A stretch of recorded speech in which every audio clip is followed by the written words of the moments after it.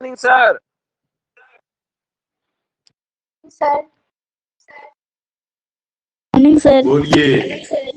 Morning morning morning sir. नमस्ते sir. Morning. नमस्ते।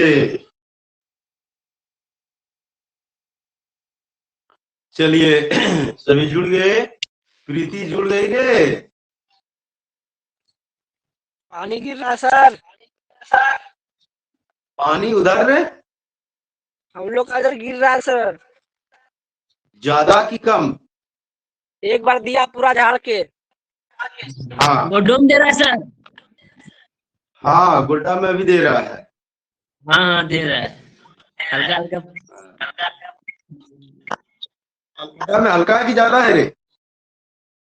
गोड्डा में कम है सर। कम दे देगा, बढ़ेगा बढ़ेगा। तुमका में मौसम तो नहीं खराब लग रहा है। मौसम तो खराब है ना। पूरा एकदम अनडिया गया। चलिए, तो अब दुमका वालों के लिए आपका स्कूल 31 जनवरी से खुलने वाले, 31 जनवरी के बाद से।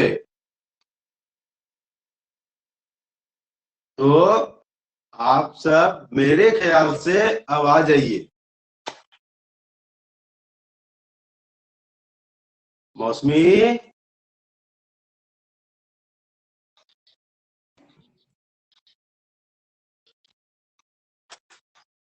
है ना? अब आप लोग आ जाइए। आयुष,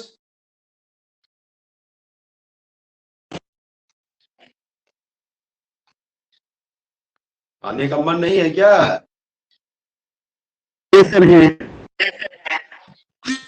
हाँ, अब आ जाइए, क्योंकि अब दिक्कत है।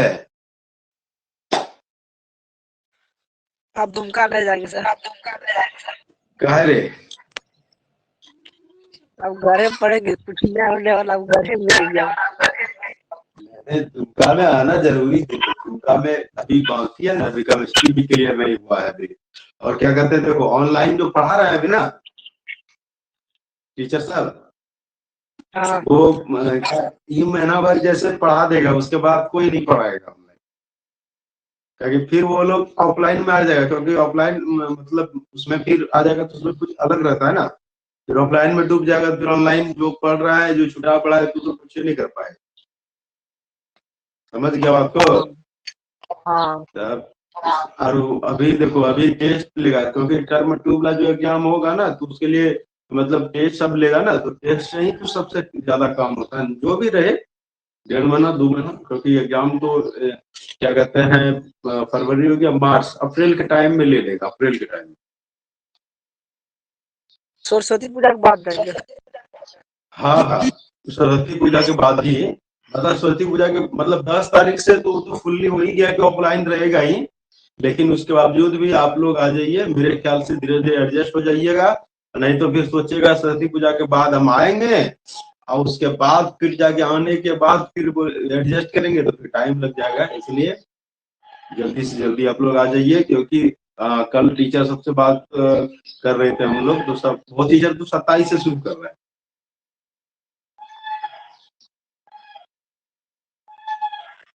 सर प्रमोद आज नहीं जुड़ा है क्या? सर है सर।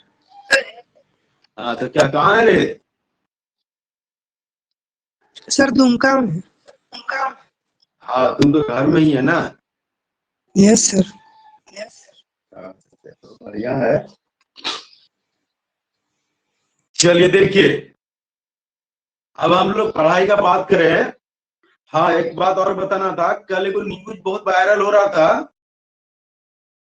न्यूज क्या था कि वो प्रोग्राम था उसमें, जो कि सब हमको बहुत सारा बच्चा भेजा है। ठीक है सर। तो वो प्रोग्राम फेक है, वो ओरिजिनल नहीं है। एडिट किया हुआ है सर। एडिट क्या हुआ है? हाँ हाँ, वो फेक है।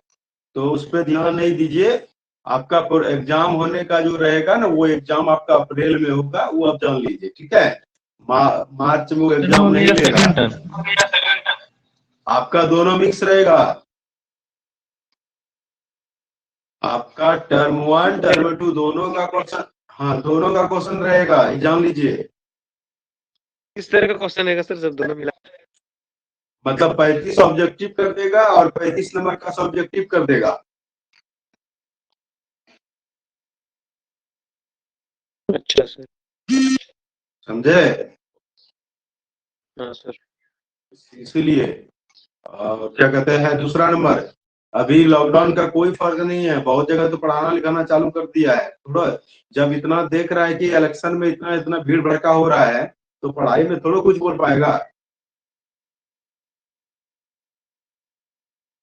इसलिए लगभग सब पढ़ा रहे हैं। चलिए, आज जो हम लोग जिस टॉपिक पे बात करने वाले हैं वो आप लोगों का, मेरे ख्याल से ये आपका आखिरी क्वेश्चन के अंदर में आएंगे, और खोज खाज के बना होना के जो क्वेश्चन होगा वो अलग चीजें हैं, लेकिन इस चैप्टर का जो इम्पोर्टेंट में से जो है वो आपका ये आखिरी क्वेश्चन रहेंगे, जिनको हम लोग आज की क्लास में पढ़ेंगे।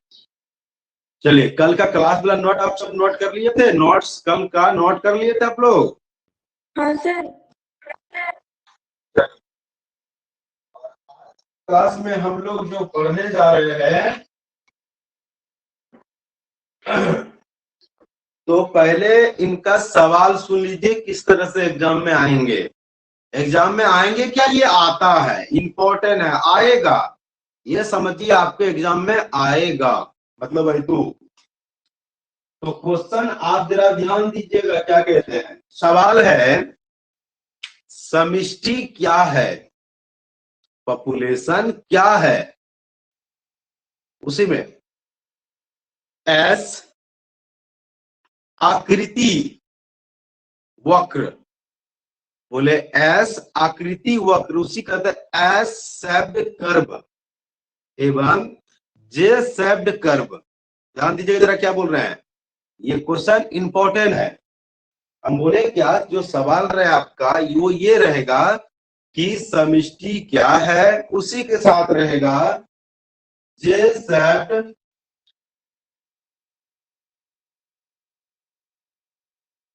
कर्व, या तो फिर जे शेप्ड पैटर्न भी लिखा रहता है, आप समझे। दूसरा एस शेप्ड कर्व, या तो फिर इसी को लिखते हैं, इसी को S shaped curve, curve pattern बोलते हैं, कर्व को पैटर्न बोल सकते हैं, वक्र बोल सकते हैं। तो एस आकृति वक्र और ये हो गया जे आकृति वक्र, बात समझे। इसको कहा गया, इसका एक और नाम है, उसका नाम है एक्सपोनेंशियल,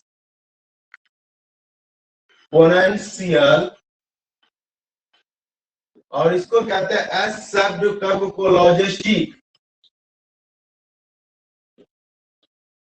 ध्यान दीजिएगा,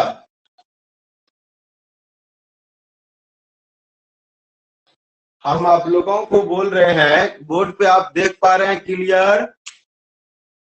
हाँ सर। Yes sir. हम बोले आपको, हाँ हम बोले आपको क्या कि आप जो ध्यान दीजिएगा, हम बोल रहे हैं आपको कि एग्जाम में पूछा जाता है कि पॉपुलेशन क्या है, समष्टि क्या है, फिर उसी में रहेगा कि जे शेप्ड कर्व, मतलब हम बात कर रहे हैं एक्सपोनेंशियल का, ठीक है। तो इसमें आपको पूछेगा जे शेप्ड मतलब जे आकृति वक्र, और एस शेप्ड कर्व मतलब हम बात कर रहे हैं लॉजिस्टिक कर्व का, मतलब एस आकृति वक्र का वर्णन करें, बात समझे। एग्जाम में ये आपको पूछ चुका है, मतलब एग्जाम में आया है ये, और आपके भी एग्जाम में आएंगे, ये गारंटी मोहर मारा हुआ है, ठीक है। और ये आपके एग्जाम में रहता है, 5 मार्क्स में आता है, 5 नंबर में आता है, ठीक है। तो हम यहाँ पर इसको डिस्कस कर लेते हैं, बात कर लेते हैं, फिर आगे आप लोगों को जो है इसके बारे में हम इनके जो नोट्स हैं वो आपको भेज देंगे। अभी हम लोग यहाँ पर समझते हैं। तो जैसा कि हम आपको पहले भी बता चुके हैं कि पहले समष्टि, तो समष्टि का डेफिनेशन आपको बता चुके हैं पहले, एक बार हम इसको रिपीट करते हैं। आपको बताए थे इसका परिभाषा में कि किसी निश्चित क्षेत्र एवं निश्चित समय में, किसी निश्चित क्षेत्र एवं निश्चित समय में जब एक या एक से अधिक, जब एक या एक से अधिक जाति के जीव वृद्धि करती है तो उस क्षेत्र में उपस्थित जीवों की कुल संख्या को समष्टि या पॉपुलेशन कहते हैं। आपको हम बताए थे पॉपुलेशन का डेफिनेशन, आपको बोले थे ये बहुत ज्यादा इंपॉर्टेंट है, एग्जाम में पूछा जाता है। तो हम बोले थे आपको कि परिभाषा में कि किसी निश्चित क्षेत्र एवं निश्चित समय में, किसी निश्चित क्षेत्र एवं निश्चित समय में जब एक या एक से अधिक जाति के जीव, जब एक या एक से अधिक जाति के जीव वृद्धि करती है तो उस क्षेत्र में उपस्थित जीवों की कुल संख्या पॉपुलेशन या समष्टि या आबादी कहलाती है। ठीक है, चलिए आपको यहाँ पर हम लोग इसके आबादी के डिफिनेशन को समझ गए। अब हम लोग पहले जे-शेप्ड कर्व यानी क्या एक्सपोनेंशियल के बारे में पहले हम बात कर लेते हैं, उसके बाद हम लोग लॉजिस्टिक कर्व के बारे में बात बोले। एक्सपोनेंशियल, एक्सपोनेंशियल पहले कर्व क्या है उसको पहले समझते हैं। देखिए क्या कहते हैं, जे शब्द मतलब जे आकार का होना चाहिए। तो कहते हैं क्या, जरा ध्यान दीजिएगा, कहते हैं क्या कि पर्यावरण में जो है उपस्थित जो जीव होते हैं वो प्रारंभ में जो है वो काफी तेजी से ग्रोथ करता है ना। काफी, वही बोले आपको कि पर्यावरण में उपस्थित जो जीव होते हैं ना वो काफी तेजी से ग्रोथ करती है, लेकिन किसी प्रतिरोध की वजह से, प्रतिरोध मतलब रुकावट का बात कर रहे हैं, किसी रुकावट के वजह से उसकी जो वृद्धि होती है वो धीमी हो जाती है, मतलब धीरे धीरे होने लगती है। प्रारंभ में इसकी जो वृद्धि जो होती है वो काफी तेज होती है, लेकिन प्रतिरोध के वजह मतलब रुकावट के, वातावरणीय रुकावट की वजह से उसकी वृद्धि ज्यादा धीमी हो जाती है। और इसी को कहा जाता है क्या, जे-शेप्ड कर्व मतलब एक्सपोनेंशियल कर्व। हम क्या कह रहे हैं जरा ध्यान दीजिएगा। देखिए यहाँ पर हमें एक जो है ग्राफ का यहाँ पर चित्र दिखा रहे हैं, जरा ध्यान दीजिएगा। देखिए प्रारंभ में क्या होता है, प्रारंभ में क्या होता है कि वो जो है वृद्धि कर रहा होता है ना, अब फिर जाके क्या होगा, जो मतलब कि क्या होगा, गिर जाएगा, मतलब वो रुक जाएगा, धीमी हो जाएगी। तो प्रारंभ में क्या होता है, काफी तेजी से ये बढ़ता है, लेकिन धीरे धीरे क्या होता है, वो गिर जाता है, रुक जाता है। तो इसी को कहा जाता है जे-शेप्ड, जे-शेप्ड एक्स, इसी को जे-शेप्ड बोले या तो फिर इसी को क्या बोले, एक्सपोनेंशियल कर्व। ठीक है, तो इसी को कहते हैं जे आकृति कर्व। हम इसमें जे आकृति कर्व में जो बोल रहे हैं वो ध्यान दीजिएगा, ज्यादा भारी नहीं है, बहुत हल्का, बस खाली समझना है।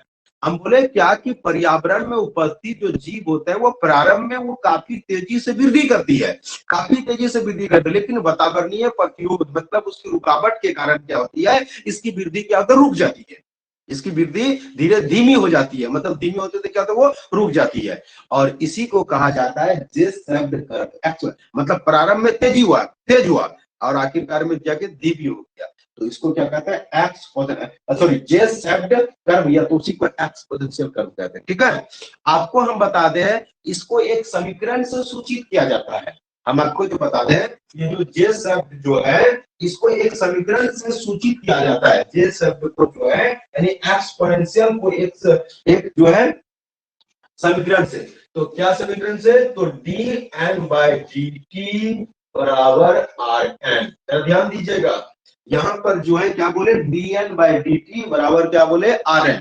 यहाँ पर हमने जो dl यहाँ पर d यहाँ पर परिवर्तन में दर हो गया, एंड आप इनको बोलते हैं कि नंबर ऑफ इंडिविजुअल, मतलब यहाँ का जो जीवों की जो संख्या है वो, और बाद में बोल रहा है फिर ये डी यहाँ परिवर्तन का दर हो गया है ना, यहाँ समय की, समय में कितना ये जीव इसमें तैयार हो रहा है, साथ में क्या यहाँ पर बात कर रहे हैं, तो बराबर क्या बोले rn। यहाँ पर हम लोग क्या बोल रहे हैं, तो यहाँ पर n अगर हम लोग बात करें वही नंबर की संख्या मतलब इंडिविजुअल मतलब जीवों की संख्या के बारे में बात कर रहे हैं। ठीक है, तो इसको समीकरण में सूचित किया जाता है dn/dt बराबर rn। ठीक है, क्या करते हैं इसको, dn/dt बराबर क्या, rn। तो हम बोले आपको क्या कि जे-शेप्ड कर्व का जो यानी एक्सपोनेंशियल कर्व जो होते हैं उसका जो समीकरण होता है वो क्या होता है, dn/dt बराबर rn। एग्जाम में पूछा भी जाता है, ऑब्जेक्टिव में दे दिया कि जे-शेप्ड कर्व होता है, नीचे 4 ऑप्शन दिया रहेगा, तो 4 में से आपको जानना पड़ेगा कौन सा है, तो dn/dt बराबर क्या होता है, rn। ठीक है, चलिए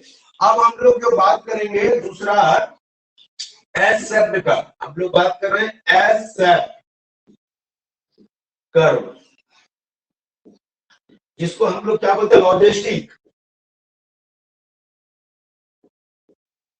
लॉजिस्टिक कर्व के बारे में बात कर रहे हैं। तो लॉजिस्टिक कर्व में क्या कहते हैं उसको आप पहले समझिए, तब आपका क्लियर होगा। कहते हैं क्या लॉजिस्टिक कर्व में, इसमें प्रारंभ में जो जीवन में जो वृद्धि होती है वो धीमी होती है, मतलब स्लो स्लो हो रहा है, बीच में जाके अचानक तेज हो जाती है और आखिरकार में फिर धीमी हो जाती है। बात समझिए जरा हम क्या बोल रहे हैं। प्रारंभ में पर्यावरण में उपस्थित जो जीव होते हैं वो प्रारंभ में क्या होते हैं, धीमी, उसमें जो वृद्धि होती, ग्रोथ होती है वो धीमी होती है, लेकिन बीच में मतलब आगे चलकर यानी बीच के पार्ट में क्या वो काफी तेज हो जाएगा और आखिरकार में अंतिम में फिर क्या वो धीमी हो जाएगी, उनकी वृद्धि क्या हो जाएगी, उसका ग्रोथ क्या हो जाएगा, धीमी हो जाएगी। बात समझिएगा, पहले भी धीमी, अंतिम में धीमी, बीच में केवल फास्ट होता है। बात समझे, जिनके वजह से इनके जो आकार होते हैं वो एस के तरह हो जाता है। किसके तरह हो जाता है, एस के तरह। इसीलिए जो है इसको कहा जाता है लॉजिस्टिक कर्व, या तो एस शेप्ड कर्व कहते हैं। बात समझे, वही हम बोले आपको कि पर्यावरण में उपस्थित जो जीव है वो प्रारंभ में धीमी धीमी वृद्धि करती है, फिर अचानक तेज हो जाती है, फिर पुनः वो धीमी हो जाती है। आप समझे, तो इसी को कहा जाता है एस शेप्ड कर्व, इन्हें लॉजिस्टिक कर्व कहते हैं। बात समझे, और इन बेचारे को जो सूचित किया जाता है समीकरण से, जो लिखा जाता है वो लिखा जाता है इसको dn बाय dt बराबर rn into k minus n by k। जरा ध्यान दीजिएगा, यहाँ पर जो हमने यहाँ पर जो बात कर रहे हैं बस थोड़ा परिवर्तन है इसमें केवल। ये तो आपका जे शेप्ड कर्व, एक्सपोनेंशियल कर्व में तो पहले dn बाय dt बराबर rn तो पहले ही पढ़ चुके थे, बस केवल इसमें क्या लगा रहा है, यहाँ पर नियंत्रण क्या है, k minus n by k है ना, यहाँ पर केवल इसका बात करके k minus n by k। बात समझे, बस इसको केवल इसमें जोड़ा गया है, ठीक है, बस इतना इसमें लॉजिस्टिक में अंतर क्या है, बाकी ये क्या है सेम टू सेम, इसका मतलब इधर दिया गया, ठीक है। तो आपको हम बता दिए, तो जे शेप्ड हो गया और एस शेप्ड कर्व हो गया, ये बहुत ज्यादा इंपॉर्टेंट है आपके एग्जाम के लिए, ये हम आपको बता दें। फिर इसका इस तरह का जे शेप्ड का कर्व बनेगा, ये ग्राफ बनेगा, फिर इसका ग्राफ बनेगा, जो कि हम आपको या तो भेज देंगे, आप आराम से इसको देख लीजिएगा और बड़ी मेहनत के साथ इनको कंप्लीट कर लीजिएगा, क्योंकि एग्जाम में ये आता है और आएगा। बात समझे, चलिए तो हम आप लोगों को यहाँ पर जो है पॉपुलेशन से रिलेटेड जो भी क्वेश्चन आपके एग्जाम में आने वाले थे उनको हम क्वेश्चन वाइज करके आपको दे दिए हैं, सारा क्लियर हो गया। अब एक आध दो क्वेश्चन अगर खुद काट के इसको बना देंगे कि और किस तरह से एग्जाम में क्वेश्चन पूछा जा सकता है, तो फिर उनको तैयार कर देंगे, फिर आप लोग उनको रिवीजन करके आप तैयारी कर लीजिए। चैप्टर 13 आपका कंप्लीट होता है यहाँ पर। बात समझे, तो हम आपका यूनिट 5 का जो है चैप्टर 14 भी कंप्लीट कर दिए, 13 भी कंप्लीट कर दिए। अब जो बचा है वो बचा है केवल 16। मेरे दोस्त आप लोगों को यही बोलेंगे कि मेरा पैसा आप जमा कर दो, उसके बाद आपका चैप्टर 16 शुरू हो जाएगा। चैप्टर 16 शुरू होने के बाद फिर वो खत्म भी होना है, फिर आपको यूनिट 4 भी पढ़ना है, क्योंकि यूनिट 4 से भी आपको 12 नंबर है, आपको उसको पढ़ना है, क्योंकि वो लॉकडाउन में, अगले लॉकडाउन में पढ़ाए थे आपको, उसमें भी सबका कंप्लीट नहीं है, यूनिट 4 आपको पढ़ाना पड़ेगा। इसीलिए हम सबसे पहले पैसा कंप्लीट करने के लिए बोलेंगे आपको, पैसा कंप्लीट कर दीजिए तभी चैप्टर 16 पढ़ाएंगे, उसके बाद यूनिट 4, नहीं तो बस आप ब्रेक है, मिलेंगे सरस्वती पूजा के बाद। जीन थेरेपी पूछ रहा है सर। क्या बोले, जीन थेरेपी क्या है पूछ रहा है, क्या बोला, जीन थेरेपी रोहित राणा पूछ रहा है, चैट क्षेत्र में बोला है। जीन क्रिएटिव जीन थेरेपी, और जीन थेरेपी रे, तो ये बोलो ना। तो जीन थेरेपी में क्या होता है कि जैसे कि हमारे अंदर जैसे बहुत सारी ऐसी बीमारियां होती हैं जिनका इलाज नहीं होता है, जैसे कलर ब्लाइंडनेस, फिर हीमोफीलिया, जिनको हो गया ये खत्म नहीं होगा। तो आजकल वैज्ञानिकों का जो खोज है वो काफी आगे बढ़ चुका है, तो उन लोगों का मानना है कि जीन थेरेपी से संभव है कि कलर ब्लाइंडनेस भी ठीक हो सकता है और फिर हीमोफीलिया भी ठीक हो सकता है। तो उसमें उनका क्या कहना है कि हमारे अंदर जो उत्परिवर्तित जीन आया है उस जीन को हटाकर उसके स्थान पर दूसरा जीन ला दे। कैसे लाएगा? तो इस विधि में क्या करते हैं, एक ऐसे स्वस्थ जीन को हमारे अंदर डालते हैं जो हमारे अंदर पहुंचकर जो हम लोगों के शरीर में जो बीमारी उत्पन्न कर रहा था उस जीन को नष्ट कर देता है और उसका स्थान ये ग्रहण कर लेता है। आप समझे? इसी को कहा जाता है जीन थेरेपी। सुन पा रहे? जी सर। हाँ, आपको बता दें जीन थेरेपी। चलिए, तो आप लोगों को हम बता दें, क्लियर कर दिए। आप पर आपका ये नोट्स आपको कुछ ही देर में आपको मिल जाएगा, आप उसको नोट कर लीजिएगा। चलिए, अब आप लोगों को बोले चैप्टर जो आप इसमें जो क्वेश्चन अगर देखेंगे जितना अगर वो मिल गया तो फिर एक क्लास ज्वाइन कर लेंगे, नहीं तो फिर अब आप लोगों को बोल दिए पैसा पहले जमा कर दीजिए। आप लोगों का काम हो रहा है लेकिन हम लोग मर रहे हैं, समझ रहे ना? इसलिए बाबू क्या बोले सर, और 10 लेसन बाकी इनको? Sir 10 lesson 10। अच्छा, 10 ना, क्या कहते हैं फसल उत्पादन। हाँ सर, क्या है वही? ठीक है ठीक है ठीक है, पढ़ा देंगे, वही तो बोल रहे हैं। अब मेरा पैसा दे दो, पढ़ लो कंप्लीट। चलिए चलिए, अब रहने इतना ही, अब आगे